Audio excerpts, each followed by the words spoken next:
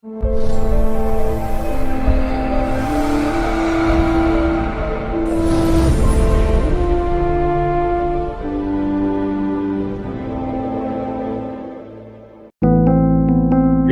on the subscribe button, especially the bell on the right side.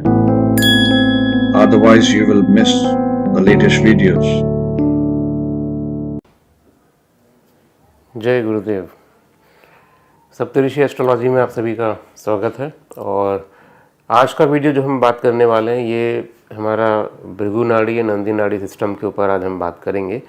और जैसा कि बहुत से ऐसे बिगिनर्स स्टूडेंट्स हैं जो हमारे साथ अभी भृगु नंदी नाड़ी का कोर्स कर रहे हैं, और इसमें बहुत से ऐसे इम्पॉर्टेंट और बहुत इजी इसमें टेक्निक्स हैं, रूल्स हैं जिसको अप्लाई करके हम इजी प्रेडिक्शन कर सकते हैं। तो जैसे आप लोगों को पता होगा कि और भी नाड़ी ग्रंथ हैं, लाइक फॉर एग्जांपल हम चंद्रकला नाड़ी की बात करते हैं। तो चंद्रकला नाड़ी में जब आप देखेंगे तो उसमें आपको जो इम्पोर्टेंस दी जा रही है वहाँ पर वो नवमांश के ऊपर ज़्यादा इम्पोर्टेंस है उसका, ठीक है। वो ट्रांजिट मेथड्स के बारे में बात की जा रही है। तो वहाँ टेक्निक्स जो हैं मोस्टली वो अंशास के ऊपर या स्पेशली नवमांश के ऊपर ज़्यादा वो फोकस्ड है। वही अगर आप किसी दूसरी नाड़ी की बात करते हैं, लाइक जय मुनि की ध्रुव नाड़ी है, तो वहाँ आप देखोगे तो वहाँ भी डिफरेंट डिविजनल चार्ट्स का उसमें इंपॉर्टेंस है, ठीक है। तो उसमें जो प्रेडिक्शन के जो मेथड्स हैं वो डिविजनल चार्ट के ऊपर बेस्ड हैं। तो हर नाड़ी ग्रंथ की एक एक स्पेशलाइजेशन है कि वो एक कॉन्सेप्ट को लेके फर्दर उसको एक्सटेंड करके रिसर्च करके ऋषि ने उस पर काम किया है। सेम ऐसे ही जब आप भृगु नाड़ी या नंदी नाड़ी अब जब पढ़ते हैं तो इसमें आप देखोगे कि इसमें इंपॉर्टेंस जो दी जा रही है वो ग्रह कारक तत्वास के ऊपर है। तो सारा जो भृगु सिस्टम, भृगु नाड़ी और जो नंदी नाड़ी का जो पूरा सिस्टम है ये टोटली बेस्ड है बेसिक्स के ऊपर। अगर आपको ग्रह कारक तत्व पर अगर आपकी पकड़ अच्छी है तो आप ये सब्जेक्ट को आप आसानी से आप समझ सकते हैं। तो जब मैं ग्रह तत्वों की हम बात करते हैं तो साथ में यहाँ पर वो राशियों का भी इम्पोर्टेंस हो जाता है, वो भाव का भी इम्पोर्टेंस हो जाता है। तो ये सारी चीज़ें एज अ बिगनर अगर आप नाड़ी सिस्टम आप पढ़ रहे हैं, भृगु नाड़ी नंदी नाड़ी सिस्टम, तो ग्रह कारक तत्व, राशियों के प्रॉपर्टीज़ पे आपको पकड़ होनी चाहिए, तभी आप ये समझ पाते हैं। तो आज जिस टॉपिक पे मैं बात करने वाला हूँ ये टॉपिक इसी से रिलेटेड है। आज मैं आपको बताऊंगा कि कोई भी अगर प्लैनेट अपने राशि से अगर सेकंड हाउस में अगर बैठा हुआ है तो वो किस तरीके से वो काम कर रहा है। देखिए ये आप लोग अपने चार्ट में देख सकते हैं कि कोई ऐसा प्लैनेट है जो अपने ही राशि से सेकंड हाउस में बैठा है, ठीक है। तो उसको किस तरीके से उसको इंटरप्रिटेशन करा जाए, इसमें आपको ये समझ में आएगा कि हम लोग ग्रह के रिजल्ट हम किस तरीके से बता रहे हैं। तो इस कॉन्सेप्ट को आप अच्छे से समझो आप। फॉर एग्जाम्पल मैं जुपिटर से अगर स्टार्ट करूँ, प्लैनेट जुपिटर से, गुरु से, बृहस्पति से, ठीक है। तो बृहस्पति की दो राशियां हैं अपनी, एक है धनु राशि, एक है आपका मीन राशि। तो मैं धनु राशि का पहला एग्जाम्पल लूँ। धनु में टेक्निक ये बोलता है कि कोई भी प्लैनेट अपनी राशि से अगर सेकंड में बैठा है तो वो कैसे रिजल्ट दे रहा है ना। तो यहाँ पर धनु राशि गुरु की अपनी राशि है। अगर मान के चलते हैं किसी कुंडली में धनु से सेकंड हाउस में अगर बैठा है प्लैनेट, मतलब जुपिटर यहाँ पर अगर मकर राशि में है तो उसका रिजल्ट कैसे होने वाला है, ठीक है। तो टेक्निक ये बोलता है कि कोई भी ग्रह जब अपने से सेकंड हाउस में बैठता है ना तो वो नेटिव को सपोर्ट करता है आने वाले फ्यूचर में, ठीक है। वो नेटिव को ग्रोथ, प्रमोशंस, ये सब चीज़ें वो दे सकता है, ठीक है। तो अब आप इसी कॉन्सेप्ट को ध्यान में रख के आप देखो आप जुपिटर के सिनेरियो में। अब यहाँ पर आप देखोगे कि जुपिटर धनु से सेकंड हाउस मतलब कि आपका हो गया कैप्रिकॉर्न। कैप्रिकॉर्न में हम जानते हैं कि जुपिटर होता है नीच का। अब क्वेश्चन आता है क्या ये नीच का जुपिटर क्या पर्सन को सक्सेस देगा? बिल्कुल सक्सेस देने में ये सक्षम है, क्योंकि नंदी नाड़ी में ऐसे बहुत से चार्ट्स हैं जहाँ पर ऋषि प्रिडिक्शन इस चीज़ के लिए करते हैं। तो कॉन्सेप्ट वहाँ पर यही कॉन्सेप्ट यूज़ होता है। तो आप समझना आपको ये है, जैसे इस नाड़ी सिस्टम में हमने देखा है कि किसी भी प्लैनेट से जो थर्ड हाउस होता है वहाँ का प्लैनेट उसको सपोर्ट करता है, वहाँ की राशि उसको सपोर्ट करती है। तो अगर जुपिटर यहाँ पर मकर राशि में है तो आपको पता है कि इन फ्यूचर मकर से जाएगा एक्वेरियस में, जो कि सैटर्न की राशि है। सैटर्न यहाँ पर हम लोग उसको मित्र ग्रह की तरह ट्रीट करते हैं। तो यहाँ पर इस सिनेरियो में जुपिटर अगर मकर में है, अगर वो सैटर्न के साथ ट्रायंगल में है, अगर वो सैटर्न से अगर एस्पेक्टेड है, उस केस में ये जुपिटर उस पर्सन को नेम फेम दे सकता है, उसके करियर में उसको एक अच्छी लाइफ दे सकता है, तो यहाँ पर आप उस नीचत्व वाले जुपिटर के रिजल्ट आपको इतने देखने को नहीं मिलते हैं। सेम यही टेक्निक अगर मैं यूज़ करूँ जुपिटर की दूसरी राशि जो है मीन राशि। मीन राशि को आप समझना कि मीन राशि के सेकंड हाउस होती है एरीज। तो सिनेरियो ये है कि जुपिटर यहाँ पर एरीज में बैठा हुआ है, यानी अपनी राशि से सेकंड हाउस में। अब आपको पता है कि एरीज जो राशि है वो सूर्य का उच्च राशि भी है और मंगल की खुद की राशि भी है, ओन साइन भी है। ये दोनों के दोनों प्लैनेट जुपिटर के फ्रेंडली प्लैनेट है। तो ये पोजीशन जो है जुपिटर की, ये बड़ी अच्छी पोजीशन मानी जाती है। और अगर ये कॉम्बिनेशन है तो आपको पता है कि नेक्स्ट जो एरीज के बाद जो नेक्स्ट राशि आने वाली है वो है आपका टॉरस। ठीक है, जो जुपिटर जब टॉरस पे मूव करता है तो ऑब्वियस सी बात है वो अपनी राशि को ही वो सपोर्ट करेगा, उसको बल देगा, और उसके अभी की एग्जिस्टिंग पोजीशन भी जुपिटर की अच्छी है एरीज में। तो इस तरीके की जो कॉम्बिनेशंस हैं चार्ट में, तो आप वो पर्सन 25 से लेके 33 एज के बीच में उसकी बहुत अच्छी ग्रोथ होती है। ठीक है, 25 से 33 एज के बीच में। तो ये हो गया आपका जुपिटर का। तो अब हम समझते हैं सैटर्न की पोजीशन के ऊपर। तो सैटर्न की अपनी खुद की दो राशियां हैं, कैप्रिकॉर्न और एक्वेरियस। ठीक है, मकर राशि और कुंभ राशि। तो अगर मान के चलते हैं किसी के चार्ट में अगर सैटर्न एक्वेरियस साइन में है, मतलब कि मकर राशि से सेकंड हाउस में आ गया, और वो एक्वेरियस भी उसकी खुद की ही राशि है। ठीक है, और उसके बाद वो जाने वाला है पाइसेस में, पाइसेस जो कि उसके फ्रेंडली प्लानिटरी साइन है। ठीक है, मीन राशि जुपिटर की। तो ये पोजीशन सबसे बेस्ट पोजीशन बोली जाती है, और ये आपको 28 से लेकर 33 ईयर के बीच में ये पर्सन को ग्रोथ और नेटिव को प्रोफेशनल सक्सेस और लाइफ में, करियर में, हर चीज़ में राइज देता है। तो ये तो हो गया आपका सैटर्न अगर एक्वेरियस में है। तो रूल क्या बोला कि अगर कोई प्लैनेट अगर अपनी राशि से अगर सेकंड हाउस में है तो वो करियर को या उस नेटिव को राइज दे सकता है ना। तो रूल सिंपल है समझना, क्योंकि सैटर्न एक्वेरियस के बाद मूव करेगा पाइसेस में, तो नाड़ी सिस्टम ये बोलता है कि कोई भी प्लैनेट अपने से अगर थर्ड हाउस में अगर मूव करता है, अपनी राशि से थर्ड हाउस में मूव करेगा तो उसको वो सपोर्ट करेगा। तो यही सिद्धांत हम यहाँ भी लगा रहे हैं। सैटर्न एक्वेरियस में है तो वो 28 से 33 ईयर के बीच में उसको करियर में और उस पर्सन को ग्रोथ देता है। सेम अगर यही प्रिंसिपल अगर मैं लगाऊँ सैटर्न अगर एक्वेरियस का अगर मैं कंडीशन लूँ, तो इस मतलब कि सैटर्न किसी के चार्ट में अगर पाइसेस साइन में है, तो ये पाइसेस साइन में सैटर्न का होना, इसको महाभाग्य योग बोला जाता है नाड़ी में, कि सैटर्न जब भी जुपिटर की राशि में होता है इसको महाभाग्य योग बोलते हैं। अब इस पोजीशन में एक प्रॉब्लम है कि अगर एक्वेरियस से अगर सैटर्न दूसरे भाव में है, मतलब कि पाइसेस में, तो आपको पता है कि पाइसेस के बाद इमीडिएट नेक्स्ट जो साइन आ रहा है वो है एरीज, और एरीज साइन सैटर्न की अपनी डेबिलिटेशन राशि है। तो ऐसे कंडीशन में क्या होता है कि पर्सन को राइज मिलता है 31 से 33 ईयर के बीच में, 31 से 33 साल के बीच में उसको गेन होता है, सब चीज़ें मिलती हैं।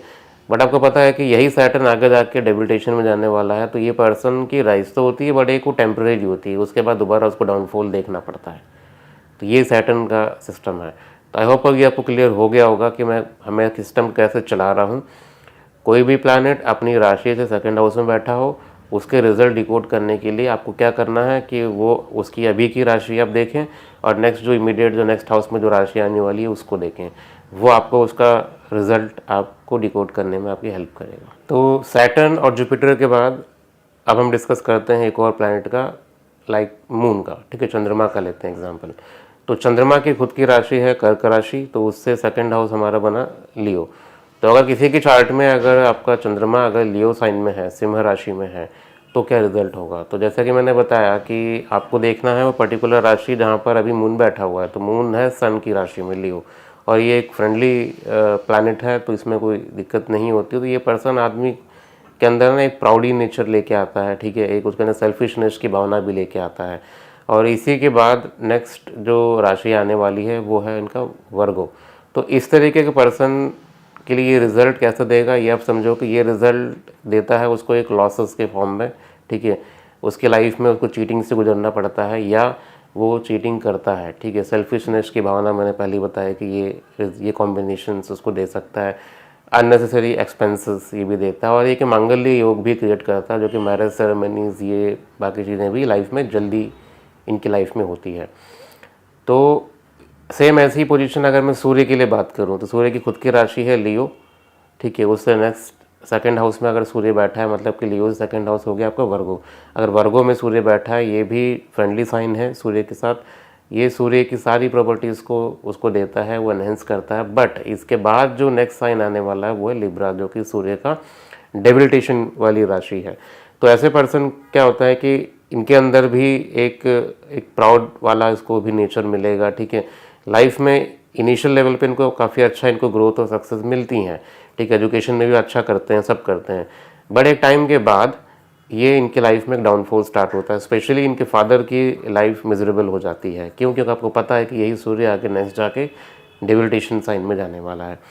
तो ये जो एक अंडरलाइंग जो प्रिंसिपल जो आपको समझना है वो ये है कि हम लोग भृगु नाड़ी, नंदी नाड़ी में सिस्टम पढ़ते हैं जहाँ हम लोग प्लैनेट्स का हम लोग प्रोग्रेस देखते हैं कि प्लैनेट अभी कहाँ बैठा है, किस राशि में क्या स्टेटस है, और वो नेक्स्ट आने वाले फ्यूचर में क्या स्टेटस गेन करने वाला है।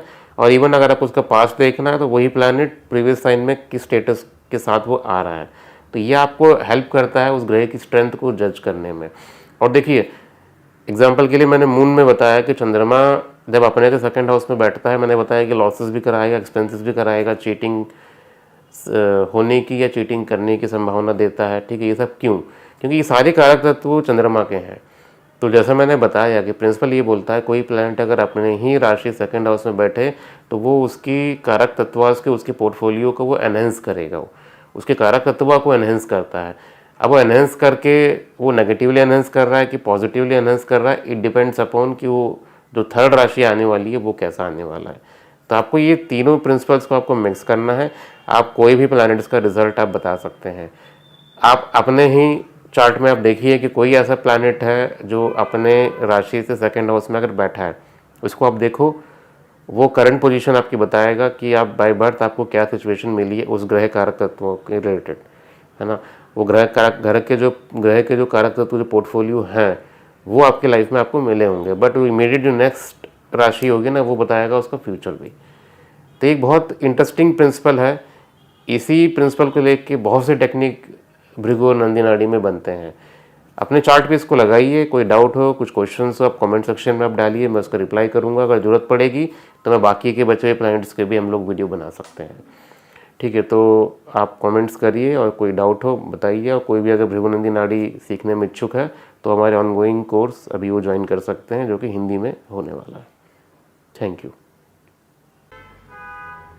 ठीक है, तो अब हम समझते हैं सैटर्न की पोजीशन के ऊपर।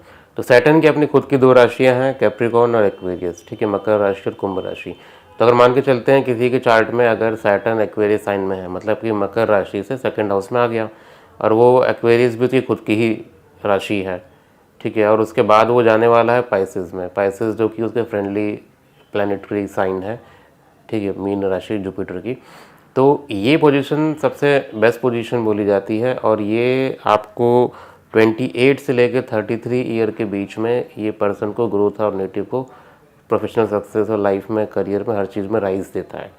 तो ये तो हो गया आपका सैटर्न अगर एक्वेरियस में है। तो रूल क्या बोला कि अगर कोई प्लैनेट अगर अपनी राशि से अगर सेकंड हाउस में है तो वो करियर को या नेटिव को राइज दे सकता है ना। तो रूल सिंपल है समझना, क्योंकि सैटर्न एक्वेरियस के बाद मूव करेगा पाइसेस में। तो नाड़ी सिस्टम ये बोलता है कि कोई भी प्लैनेट अपने से अगर थर्ड हाउस में अगर मूव करता है, अपनी राशि से थर्ड हाउस में मूव करेगा तो उसको वो सपोर्ट करेगा। तो यही सिद्धांत हम यहाँ भी लगा रहे हैं। सैटर्न एक्वेरियस में है तो वो 28 से 33 ईयर के बीच में उसको करियर में और उस पर्सन को ग्रोथ देता है। सेम अगर यही प्रिंसिपल अगर मैं लगाऊँ सैटर्न अगर एक्वेरियस का अगर मैं कंडीशन लूँ, तो इस मतलब कि सैटर्न किसी के चार्ट में अगर पाइसेस साइन में है, तो ये पाइसेस साइन में सैटर्न का होना, इसको महाभाग्य योग बोला जाता है नाड़ी में, कि सैटर्न जब भी जुपिटर की राशि में होता है इसको महाभाग्य योग बोलते हैं। अब इस पोजीशन में एक प्रॉब्लम है कि अगर एक्वेरियस से अगर सैटर्न दूसरे भाव में है, मतलब कि पाइसेस में, तो आपको पता है कि पाइसेस के बाद इमीडिएट नेक्स्ट जो साइन आ रहा है वो है एरीज, और एरीज साइन सैटर्न की अपनी डेबिलिटेशन राशि है। तो ऐसे कंडीशन में क्या होता है कि पर्सन को राइज मिलता है 31 से 33 ईयर के बीच में, 31 से 33 साल के बीच में उसको गेन होता है, सब चीज़ें मिलती हैं। बट आपको पता है कि यही सैटर्न आगे जाके डेबिलिटेशन में जाने वाला है, तो ये पर्सन की राइज तो होती है बट एक वो टेम्परेरी होती है, उसके बाद दोबारा उसको डाउनफॉल देखना पड़ता है। तो ये सैटर्न का सिस्टम है।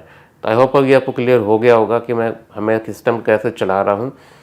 कोई भी प्लैनेट अपनी राशि से सेकंड हाउस में बैठा हो, उसके रिजल्ट डिकोड करने के लिए आपको क्या करना है कि वो उसकी अभी की राशि आप देखें और नेक्स्ट जो इमीडिएट जो नेक्स्ट हाउस में जो राशि आने वाली है उसको देखें। वो आपको उसका रिजल्ट आपको डिकोड करने में आपकी हेल्प करेगा।